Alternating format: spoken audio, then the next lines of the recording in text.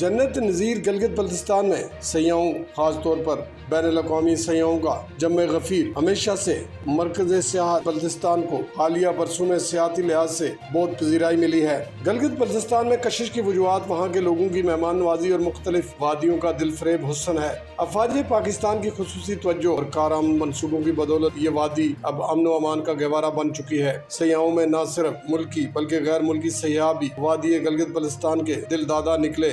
साल भर में और खास तौर पर ईद के मौका पर सयाहों की बड़ी तादाद ने गिलगित बल्तिस्तान का रुख किया। Great, the people are welcoming and the views are really incredible. Very pleasant today and I felt safe at all times. अभी हमने बोटिंग की है, बहुत मजा आया है और बहुत प्यारी जगह है और आई थिंक सबको आना चाहिए। मुझे ये अच्छा लगा है बहुत। राकापोशी बहुत लंबा है और बहुत खूबसूरत पहाड़ है। और यहाँ पे चेरी फेस्टिवल हो रहा है, बहुत इंजॉय कर रहे हैं यहाँ पे। Different cherries, different flavour cherries के, बहुत मजा आ रहा है हमें। सयाहों ने पाक फौज के तवस्सुत से होने वाले तरक्याती मंसूबों की खूब हौसला अफजाई की और आइंदा भी आने के अज़म का इज़हार किया।